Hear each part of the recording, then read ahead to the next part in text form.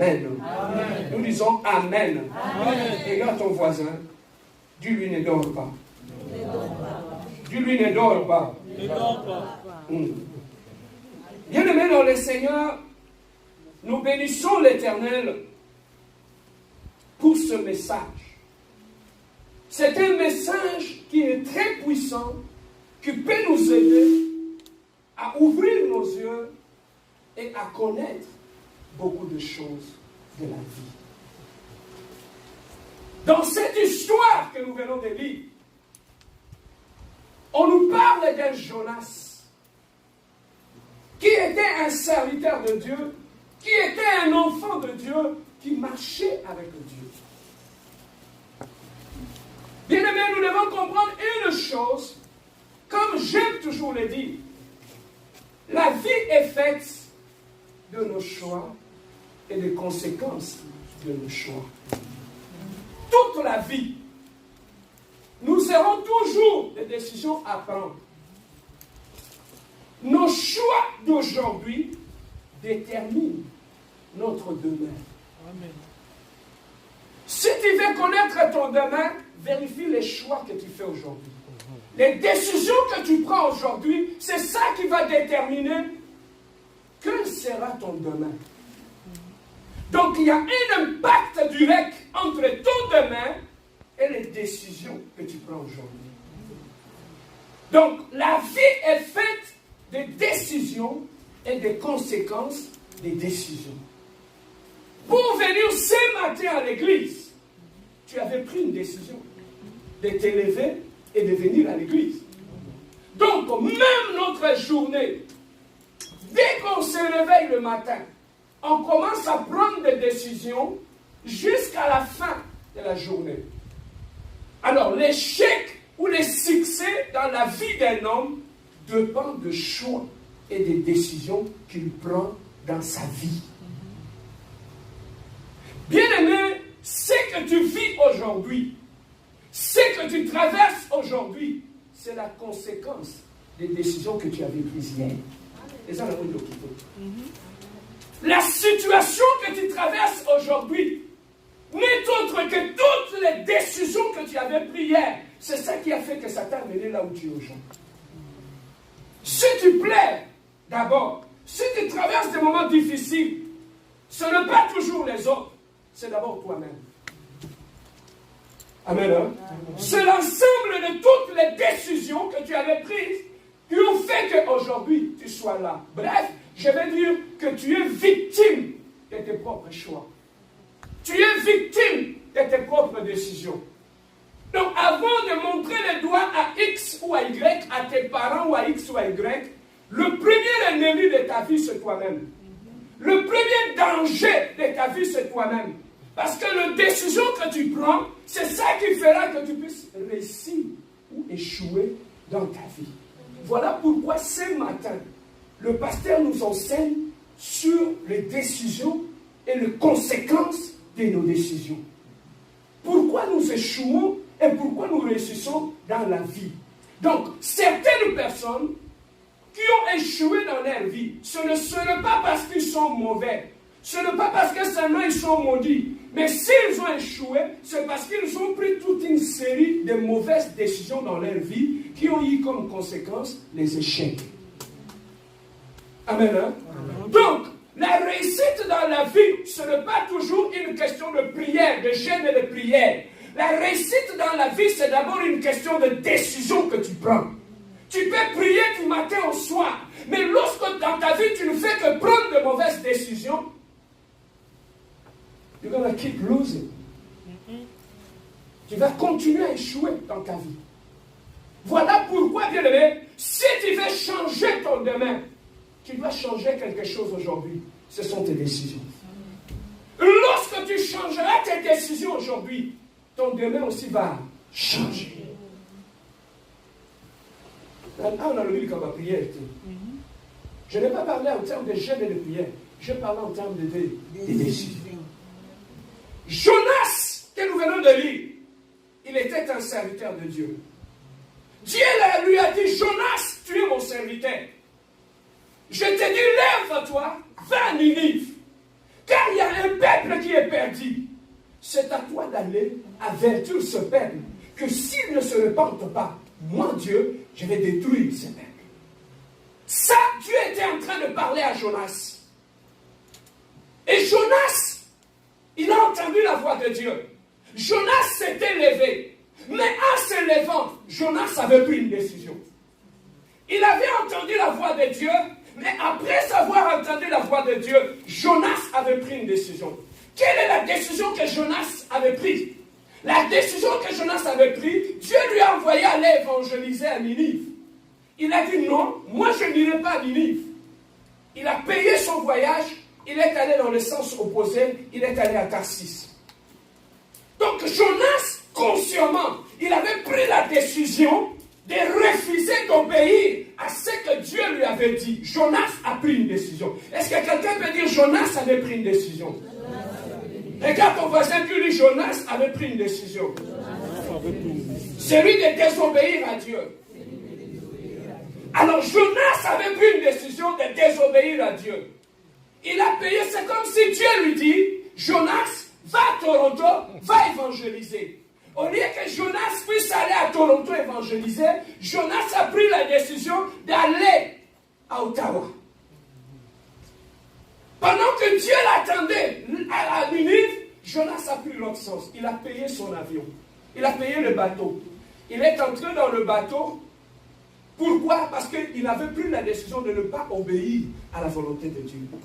Et là, dans le bateau, il y avait des commerçants qui allaient dans une ville qu'on appelait Tarsis. Et dans cette ville-là, dans ces bateaux, il y avait des marchands. Ils avaient leurs marchandises. Et pendant qu'ils étaient dans le bateau, ils progressaient dans la mer.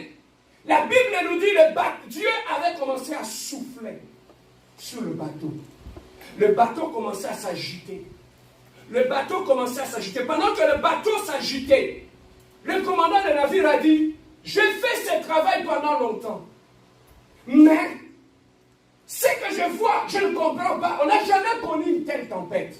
C'est qu'il y a quelque chose qui ne va pas. Comme il y a quelque chose qui ne va pas, nous devons faire quoi? Consulter Dieu. Pour connaître qu'est-ce qui se cache derrière cette tempête. Bien aimé, dans tout ce qui t'arrive, il y a toujours un langage de Dieu derrière. Amen.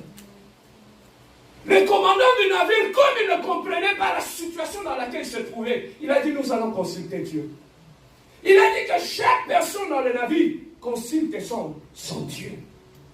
Pendant que les autres priaient, consultaient leur Dieu, la Bible nous dit, Jonas s'est enfoui, il est allé dans le fin fond du calme de leur navire.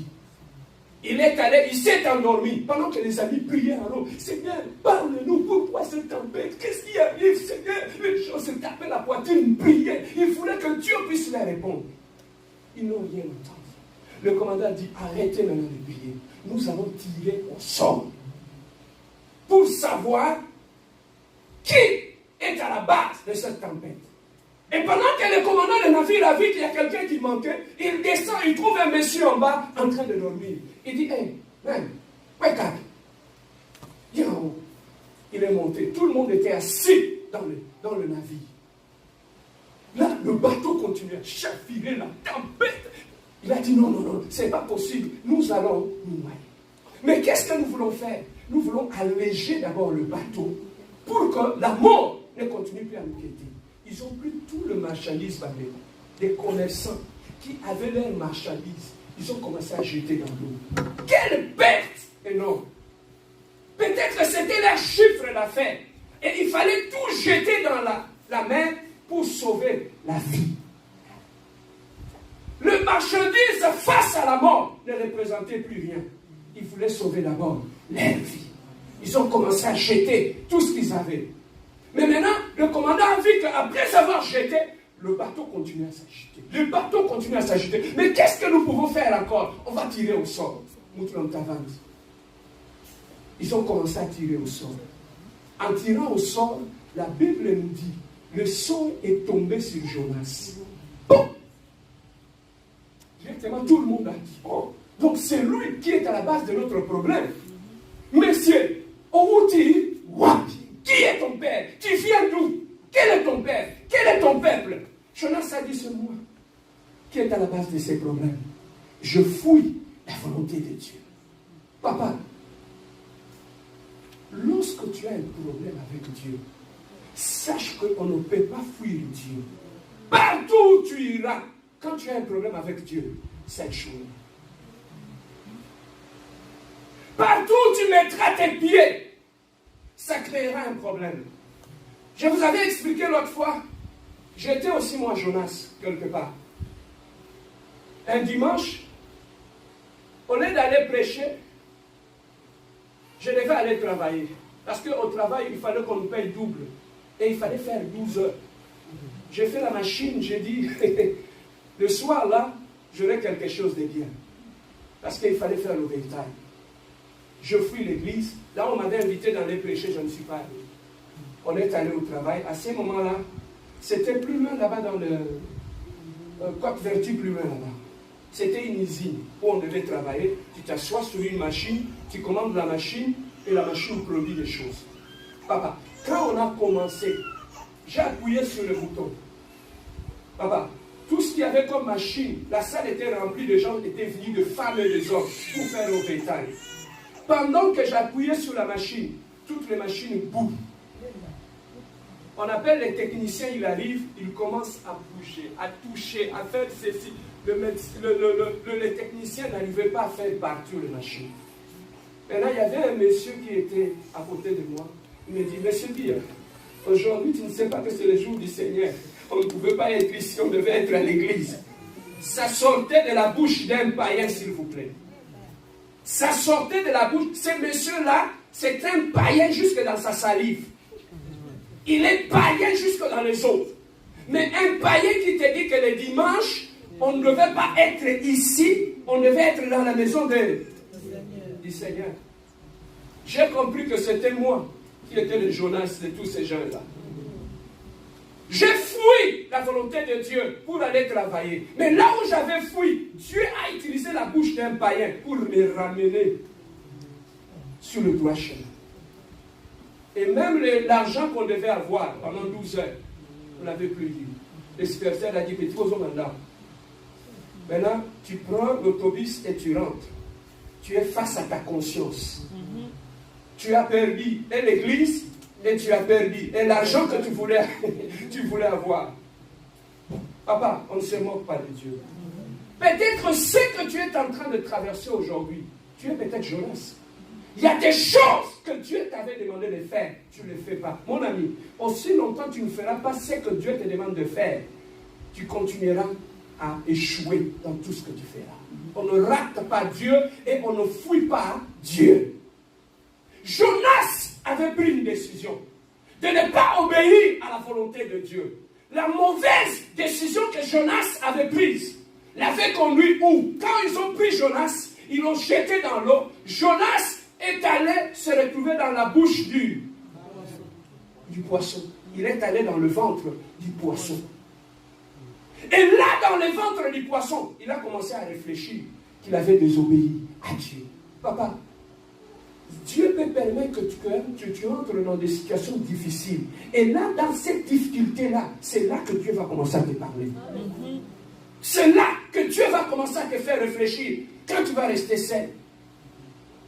Frère, Dieu peut te parler. Tu peux fuir la volonté de Dieu quand tu n'es pas dans la volonté de Dieu, Yaya. Partout, Dieu te parlera. Tu entreras même dans la toilette pour aller faire tes besoins. Là, dans la toilette assise, tu commences à réfléchir. Et Dieu commence à te parler. Dieu nous parle toujours. On ne peut pas fuir la voix de Dieu. Jonas a pris une décision. Et la mauvaise décision que Jonas avait prise l'avait conduit à être avalé par le gros poisson. Conséquence d'une mauvaise décision dans la vie de Jonas. Bien aimé, la conséquence de toutes les mauvaises décisions, Jonas a été avalé par le gros poisson. Mais la conséquence de tes décisions fera en sorte que tu sois avalé par tes problèmes.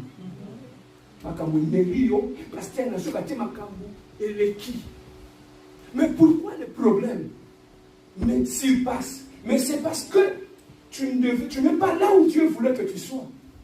Parce que tu ne fais pas la volonté de Dieu. Bien aimé, lorsque tout ce que tu fais échoue, ne soyez pas faire des prières et combats spirituels, à chasser les liens, à chasser les démons. Peut-être derrière ton problème, c'est Dieu lui-même qui est là. Derrière cette tempête qui a agité les bateaux, la Bible nous dit, c'est Dieu lui-même qui avait soufflé dans ces bateaux-là. Papa, quand tu fuis la volonté de Dieu, ou tu ne veux pas faire la volonté de Dieu, c'est Dieu lui-même qui va souffler sur tout ce que tu fais. Tu vas aller travailler. Les dimanches, on est venir dans la présence de Dieu. Tu préfères aller travailler. L'argent que tu vas gagner, papa, et aussi l'on a beaucoup. Pour comprendre tout ça,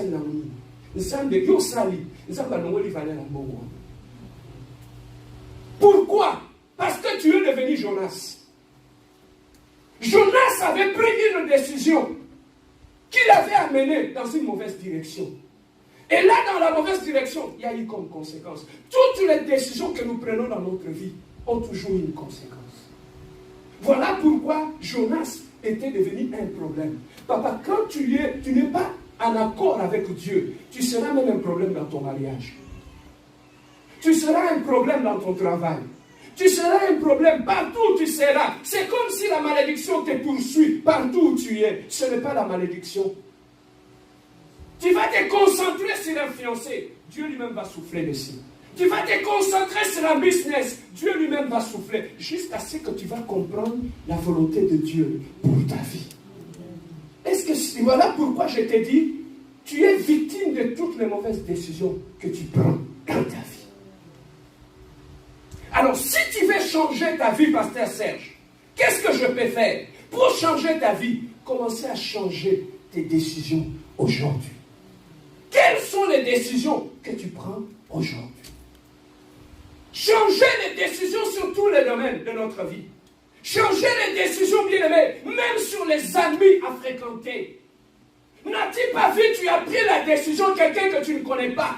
Tu lui as donné l'accès à ta vie. Et la personne sur qui tu avais pris la décision de lui donner accès dans ta vie, il commence à te créer des problèmes. Hey, tu n'as jamais vu ça. Tous ces gens qui nous ont détruits, qui ont créé des problèmes dans notre vie, c'est la conséquence de nos propres décisions. Pourquoi tu accuses sa camarade Mabé, c'est un mauvais ami, il est hypocrite. Il n'est pas hypocrite. La personne qui est mauvaise, c'est toi. Parce que c'est toi qui avais pris la décision de lui donner accès dans ta vie. Si tu n'avais pas pris cette décision-là, est-ce qu'il allait t'escroquer? Non. Oui.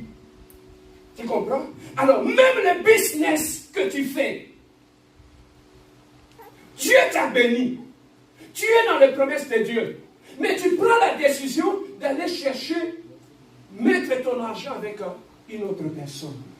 La décision que tu prends d'aller faire d'une autre personne un collaborateur ou une collaboratrice avec qui vous allez collaborer dans le business. Connais-tu son état d'âme? Connais-tu sa vie?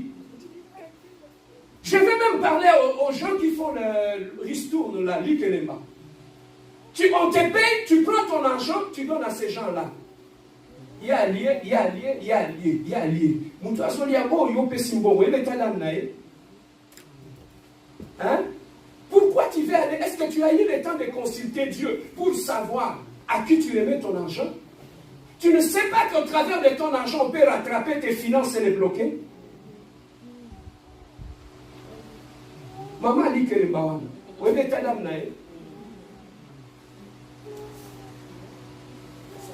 Voilà comment, papa, n'a dit que les bawan. Batumsu bakot saka mbongo ba sacrifice. Mbongo bilimo abatu. Akoti na likelemba. Basangisi, on l'amène, on te le donne. Tu amènes cet argent-là, tu n'amènes pas non seulement l'argent, mais on me dit limo abatu. Et la conséquence, ça commence à créer des problèmes. Voilà pourquoi, bien-aimé, quand tu es un enfant de Dieu, nous sommes victimes de nos décisions, de toutes les décisions que nous prenons. Voilà, c'est ça qui nous crée des problèmes. Amen. Alors, c'est la même chose, bien-aimé, lorsque nous regardons dans la Bible, pour changer notre vie, comme notre vie dépend de nos décisions. Mais qu'est-ce que nous pouvons faire, Pasteur Serge, pour prendre de bonnes décisions? Bien-aimé, les bonnes décisions, on ne peut que le prendre lorsqu'on est influencé par le Saint-Esprit. Lorsque le Saint-Esprit te guide, le Saint-Esprit t'indiquera si tu veux prendre de bonnes ou de mauvaises décisions. La Bible nous dit, Dieu parle tantôt d'une manière, tantôt d'une autre. Lorsque le Saint-Esprit contrôle tes décisions, n'as-tu jamais vu qu'on te demande de faire quelque chose? Tu veux le faire, à la dernière minute, tu sens la lourdeur dans ton cœur. Dieu alourdit ton cœur. Tu n'es plus motivé. Tu dis, j'arrête. C'est parce que tu es sensible au Saint-Esprit. Tu peux être chez toi à la maison. Combien de gens sont morts? La mort n'était pas sa mort à lui. C'était une autre personne qui a été visée. Par manque de connaissances, il est allé mourir. Tu étais chez toi à la maison, tu es assis, tu regardes la télé. Les téléphones sonnent, les amis t'appellent. Mais pourquoi, qu'est-ce que tu fais à la maison? Viens, on va aller prendre de l'air. Viens, on va sortir, on va aller prendre de l'air. On va là qu'il en a bien. La voiture vient, plus tu montes. La personne qui conduit, tu ne sais pas. Peut-être il a été. Il est victime. Il est sacrifice. Mais comme il ne veut pas mourir seul, avant de sortir de la maison, au lieu de prendre le temps de fils que Seigneur, dis-moi, dois-je partir ou pas? Quand tu sens le cœur est lourd, ne sors pas.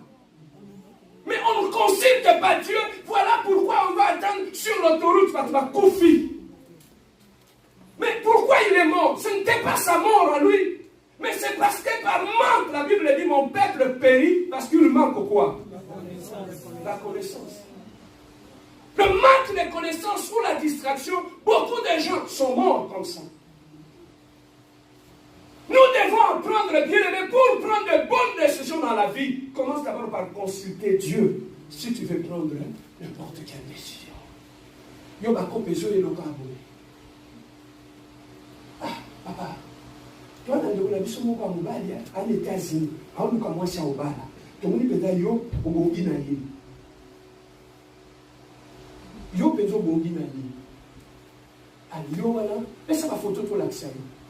Maloka na ba photo, chama tuko yo ba luka bo pesa mo kongo chama polo likolo. Osi ba photo tini. Jacquemin a su ba photo. Jacquemin a le bien à ses pays. Maintenant, il faut que j'aille aux États-Unis. Est-ce que tout nous aime? Papa, derrière certaines propositions de mariage, peut se cacher ta mort à toi. Yo mon dit mon 10 000 balles, mon 10 000 ouana. Jacquemin, au lieu d'état sérologique, il vit loin aux États-Unis. Tu connais la vie qu'il a menée, et sans consulter Dieu, tu t'avances tout bonnement. Au son pas prendre ta sika, au pas prendre maquillage, au suis ça qui ont voyagé aux États-Unis, bêtement sans consulter Dieu. Et quand tu vas revenir ici, tu nous reviens avec des maladies. Conséquence de quoi? D'une mauvaise décision que tu as prise. Bien aimé, tu peux raccourcir ta vie à cause de mauvaises décisions que tu prends dans ta vie. Bien aimé, lorsque nous regardons dans la Bible, bien aimé, nous trouvons que Adam et Ève, ils étaient dans le jardin, Dieu les avait bénis, ils avaient tout. Mais lorsque le serpent est arrivé, il a dit, papa, si vous mangez de ces fruits, vous serez comme Dieu, les yeux vont s'ouvrir. La Bible nous dit, Ève a regardé l'arbre, il a trouvé qu'il était bon à manger. Elle a croqué, elle a donné aussi à son mari. Alors quand ils ont mangé, Dieu est venu, il a vu qu'ils avaient désobéi à la loi. Il les avait sortis du jardin. Vous qui étiez bien dans le jardin, vous étiez en train de rien manquer. Mais une mauvaise décision de collaborer avec les diables les avait sortis de leur bénédiction. Dieu t'a béni. Tu peux être béni. Mais une mauvaise décision peut te sortir. Je parlais encore avec un ami. Il me dit son petit frère. Ils étaient ici. Ils sont venus depuis le bas âge au Canada. Les amitiés. Il est allé se nouer des amitiés avec une sorte de garderie. Ils ont commencé à faire des coups dans la vie. Jusqu'à ce qu'on les a attrapés. Il a fait 5 ans à la prison de Laval. Et après 5 ans, on les a retirés de la citoyenneté. À cause d'une mauvaise décision, tu as perdu ta bénédiction. Et tu te retrouves maintenant en train de faire le braise. En serré là-bas. Yom Toswa qui chance. Il y a autant d'anaïkam. Au qui chance, il y a aussi la formation électricité. Mais une mauvaise décision peut te conduire jusqu'à perdre ta bénédiction. Une mauvaise décision peut t'amener dans une mauvaise décision et à perdre la décision. Alors la Bible nous dit quoi? La Bible nous dit ceci.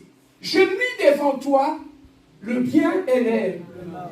Ça c'est Dieu lui-même qui dit. Je mis devant toi la vie et le bien, la mort et le mal. C'est que étant un homme sur cette terre des hommes, sache qu'à chaque pas que tu mets dans ta vie, à gauche il y a la mort, à droite il y a la vie. Mais quand tu regardes ce verset à la fin, Dieu dit quoi? Je mets devant toi la vie et la mort, le bien et le mal.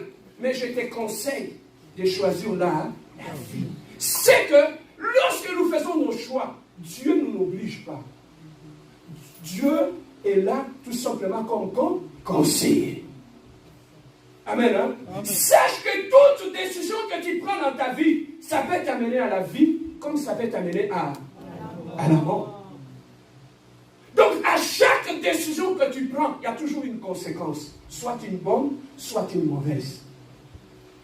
Nous devons faire trop attention par rapport à toutes les décisions que nous prenons dans la vie. Même les églises que nous fréquentons.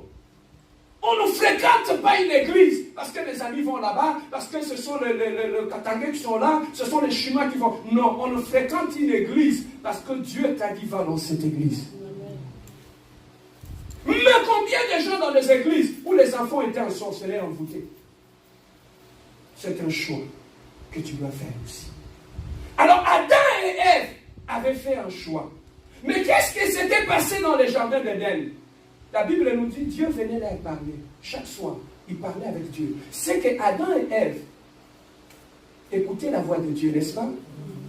Alors, lorsque le diable est arrivé, proposait à Ève de manger le fruit, ils écoutaient aussi la voix du diable. Donc, Adam et Ève, ils étaient confrontés à deux voix. Ils écoutaient les deux voix. Les deux voix, ce sont les deux voix que toi tu entends dans ta vie. Lorsque tu veux faire une décision, le diable te parle, Dieu aussi te parle. Amen. Hein? Le diable te parle, Dieu aussi fait quoi? Te parle. Mais lorsqu'on écoute la voix de Dieu, Pasteur Serge, pourquoi devons-nous prendre le temps de prier et d'écouter la voix de Dieu? Pourquoi cela? Je vais vous montrer l'avantage d'écouter la voix de Dieu. Amen. Hein? Papa, osez, lève-toi, viens. Va derrière la chair là-bas. Suivez bien cette illustration. Ferme les yeux, papa, complètement les yeux fermés. Papa, osez là, amen. Hein? Moi, je suis Dieu. Lui, il me fait confiance. Quand il a les yeux fermés, est-ce que s'il essaie d'avancer, papa, mais un pas devant, il est bloqué à un obstacle. Est-ce qu'il voit l'obstacle? Mais moi, je suis son Dieu, je vis l'obstacle. Quand lui, papa, osait me demande la question. Pasteur, papa, mon Dieu, qu'est-ce que je peux faire? Moi, en tant que Dieu, lui, il prie. Qu'est-ce que je vais lui dire? Papa, osait, mets un pas à gauche. Fais un pas à gauche.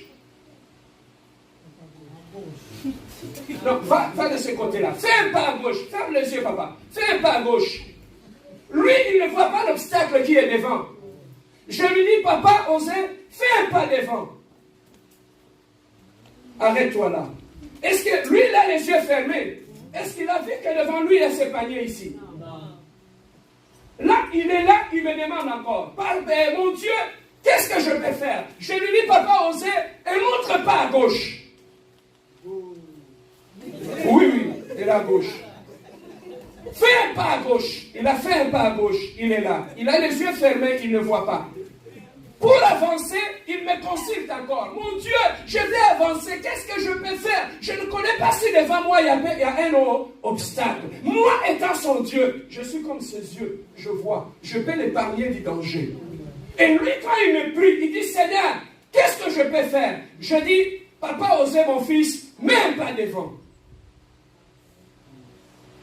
Mets encore un pas devant. Les yeux sont toujours fermés.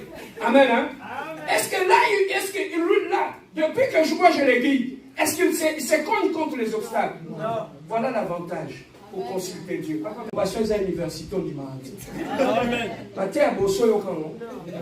Voilà comment Dieu, ce qui se passe entre l'homme et Dieu.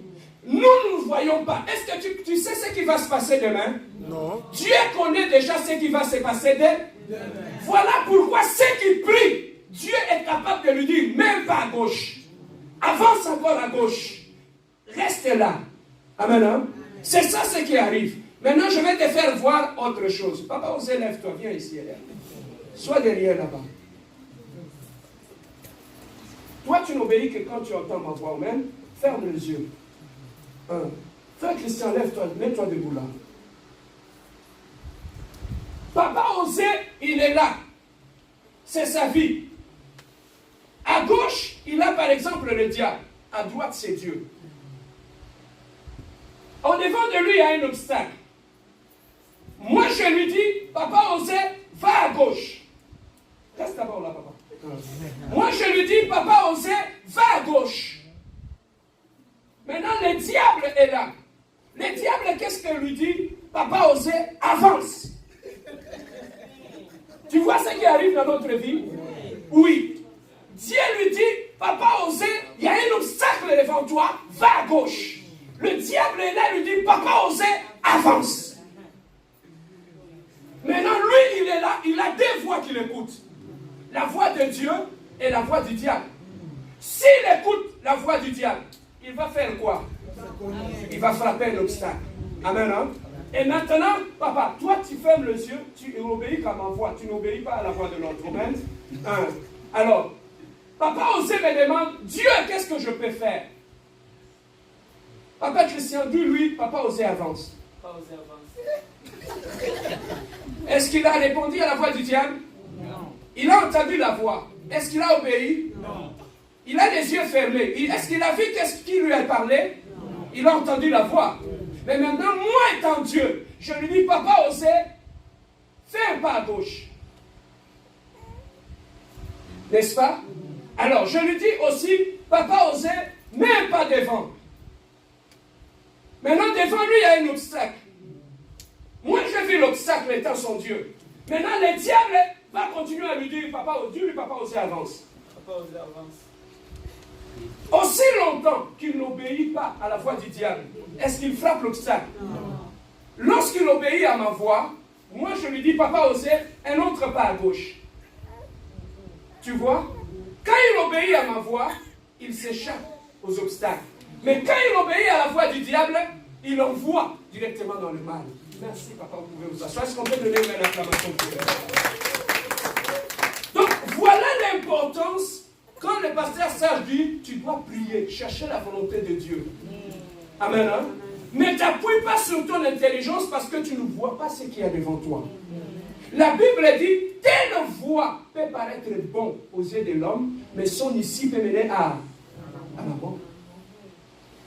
Donc la vie, pourquoi papa, aussi longtemps Papa Osé obéissait à ma voix, c'est une décision qu'il prenait. Il prenait la décision d'obéir à ma voix au lieu de venir obéir à la voix du diable. Donc à chaque fois que tu es face à un obstacle, il y a toujours deux voix qui te battent. Tu veux faire le choix d'une femme.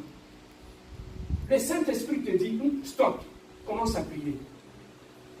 Mais maintenant, le diable vient, il commence à te parler. Tu ne vois pas comment elle est belle. Tu ne vois pas comment elle est intelligente. Tu ne vois pas comment elle marche. Tu ne vois pas comment elle a des courbes, elle est bien bâtie. Vraiment, ça, c'est une œuvre d'art. Le diable commence à te faire voir tout ça. Mais derrière tout ça, tu ne sais pas qu'est-ce qu'il y a. Amen. Hein? Amen. Mais maintenant, Dieu, il va commencer à te parler. Il te dit, mon fils, tout ce qui frappe aux yeux n'est pas de l'or. Amen. Hein?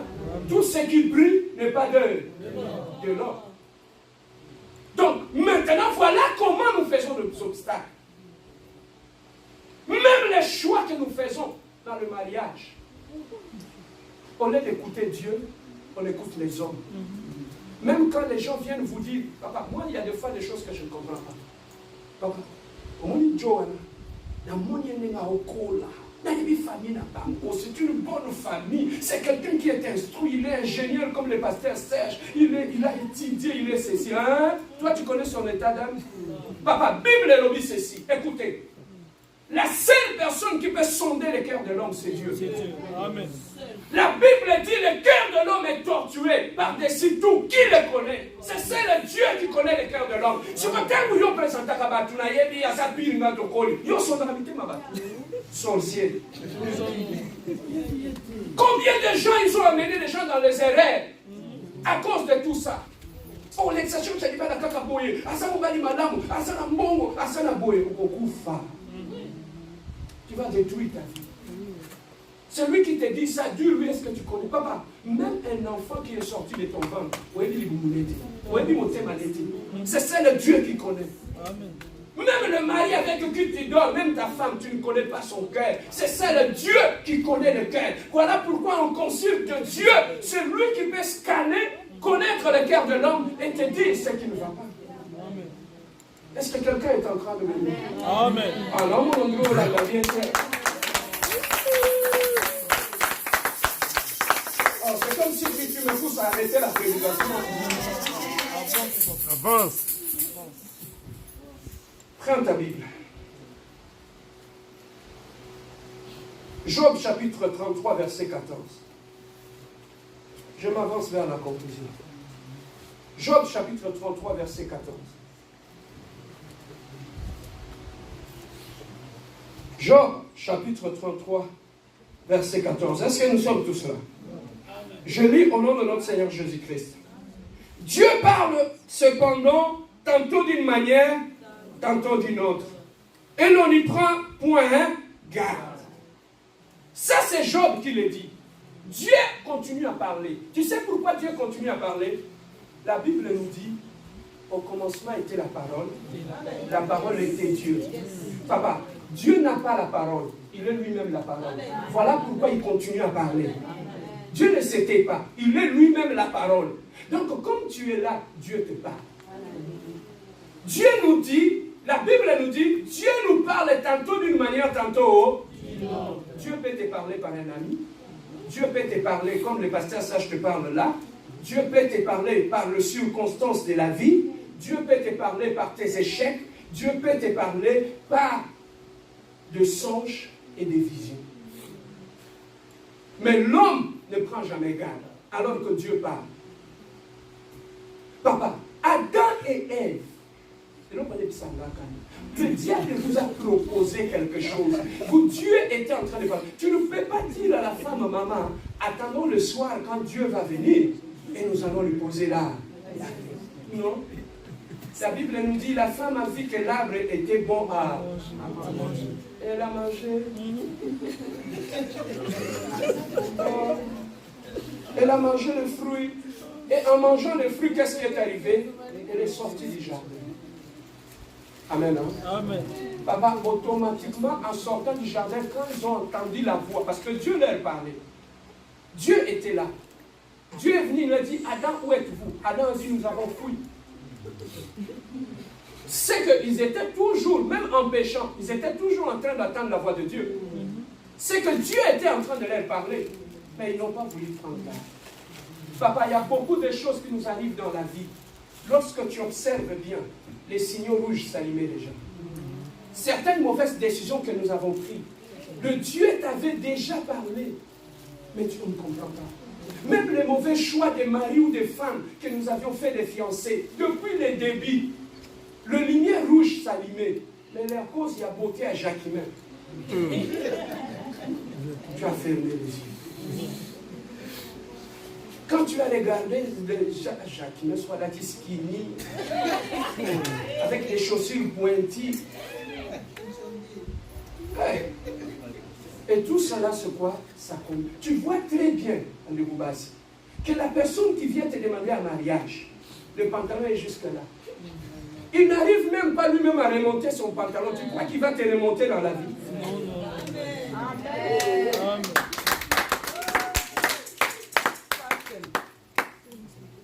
Je dis toujours à mes sœurs, il faut faire attention. Il y a des gens qui vont aller écouter des coachs de séduction à longueur de journée. Il a lu. Tout simplement pourquoi? Pour savoir piéger les filles. Quand il te parle, quand il commence à te draguer, quand tu dis non, c'est comme s'il va mourir, dire en ouf.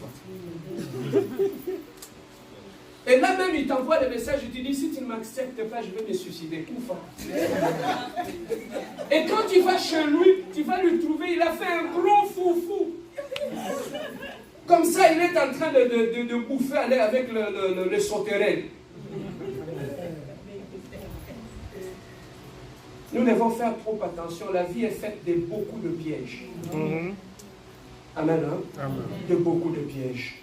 Alors, Dieu nous parle. Le dernier verset que nous allons lire, je vais aller chercher dans 1 Chronique, verset 12. 1 Chronique, chapitre 12, verset 32.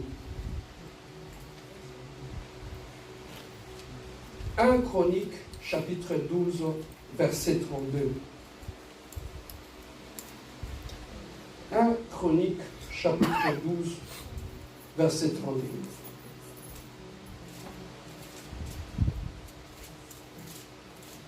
Est-ce que nous sommes tous là? Je lis au nom de Seigneur Jésus-Christ. De fils d'Isaacar qui savait discerner les temps pour savoir ce que ferait Israël. Les fils d'Isaacar, ils étaient parmi les peuples d'Israël. Dieu leur avait donné une capacité de lire les temps et de comprendre ce qui était la volonté de Dieu. Bien-aimé, quand tu es un enfant de Dieu, tu dois apprendre à lire le temps et les circonstances pour comprendre la volonté de Dieu dans ta vie. Dieu, c'est un Dieu de saisons. Dans certaines saisons de ta vie, Dieu va t'obliger, mon fils, à cause de ce que tu traverses. Je te demande d'être silencieux. La discrétion.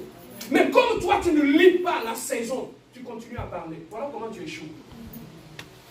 Il y a d'autres saisons dans ta vie où Dieu te dit, chaque midi, tu dois te mettre à genoux et prendre le temps de m'adorer. À chaque 12 heures juste. Lorsque tu ne comprends pas le langage de Dieu, ça passera à côté. Dieu, dans chaque saison, il nous demande toujours de faire quelque chose. Amen. Hein? Il nous demande de faire quelque chose. Mais lorsque tu ne discernes pas cela, tu fonctionneras comme tout le monde. Parce que Dieu, c'est un Dieu de saison. À un moment donné, il va te dire, reste au torrent des délices. Le corbeau va venir t'amener la nourriture. À un moment donné, il va te dire, quitte le torrent des délices, va ailleurs. C'est un Dieu qui parle, c'est un Dieu qui sait. Alors, pasteur Serge, qu'est-ce que je peux retenir de cette prédication en sortant d'ici? Toutes mes décisions dans la vie, je suis victime de toutes les décisions que je prends dans ma vie. Donc, dans la vie, il y a le bien et le mal au-devant de moi.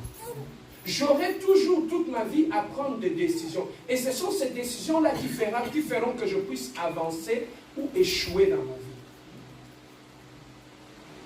Donc, le premier but, la source de mes échecs est attachée aux décisions que je prends. Quand tu es un enfant de Dieu, il y a un conseil. Ne prenez plus de décisions sous la colère. Mouton, il y a ça colis. Moi, si tu me bats, il y a comme mature. Même si on a ça dans Kanda, il ne parle plus. C'est mon principe. Moi, quand tu me vois, je ne parle plus, ça veut dire que je suis fâché. Pour que je ne fasse pas des erreurs, je ferme ma bouche. Parce que pendant que le cœur bouillonne, me pousse à dire des choses, je préfère me taire. Pourquoi? Parce qu'il y a certaines choses qui sortiront de ta bouche quand tu es fâché. Lorsque la colère va passer, tu vas le regretter. Que tu as déjà blessé les gens. Un homme prudent et sage, même dans ton mariage, quand tu es fâché, close your mouth. Quand tu es fâché, ne prends ni décision et n'ouvrez jamais ta bouche. C'est ça l'attitude des gens matures et sages. Bon, toi, ça s'agiter. Quand tu l'es fâché, il dit n'importe quoi. Mais celui qui est mature, tu ne peux jamais entendre sa voix quand il est fâché. Et ne prenez jamais une décision quand tu es fâché. Pourquoi? Parce que la colère, c'est une période transitoire. Ça va passer. La colère est un visiteur. C'est comme chez toi à la maison, quand tu reçois un visiteur, il ne va pas rester là. C'est une question de jour, il va partir. Mais quand tu prends un visiteur, tu lui demandes, non, toi tu as les responsabilités maintenant de nettoyer la maison. Mais tu ne sais pas que c'est un visiteur, il va partir. Donc celui qui est intelligent et sage ne prend jamais de décision dans une zone transitoire quand il est fâché. On va place mailler les yak. Même quand on te choque, quand on Papa, il faut être mature pour comprendre que dans une discussion, quand tu es fâché, tu es appelé à te taire. Quand tu as l'habitude, il y a raison, il y a pour ça pour n'importe quoi. Tu sais, il y a des gens qui sont comme ça. Ils veulent toujours avoir raison. Ils veulent toujours. C'est ça qui te pousse à faire des erreurs et à dire n'importe quoi. Parce que tu cherches toujours à avoir raison.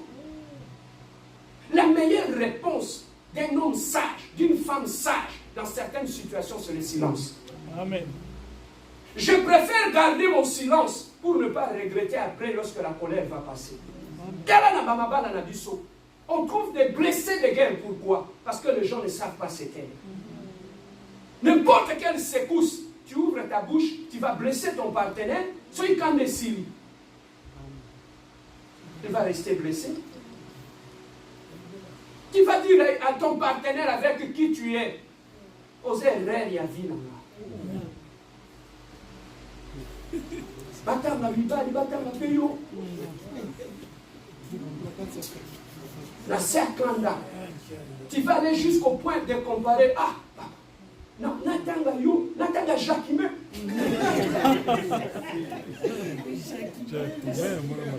Jacquime, il est dit. Pour Jacquime, il a dit au point. Faut-on nous cacher Jacquime?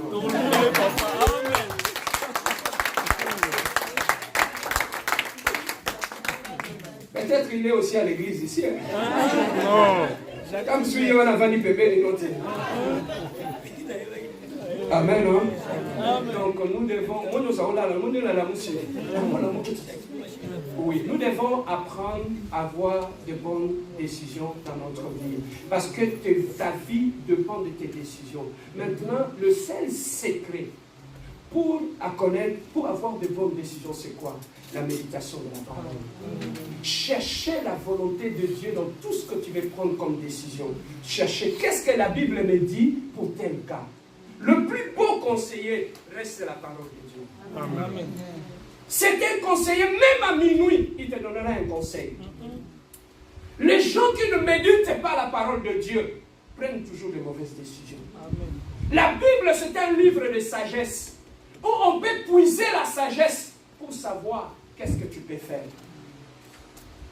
David, s'il gagnait de guerre, c'est parce que David était de la race des gens qui consultaient Dieu avant qu'il n'habite pas.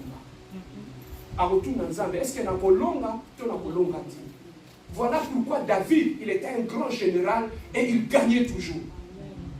Avant de faire quoi que ce soit, Yaya, ne te laissez plus influencer par les amis, les collègues au travail. Maintenant, commence à consulter Dieu. Tu vas trouver que tu feras moins d'erreurs.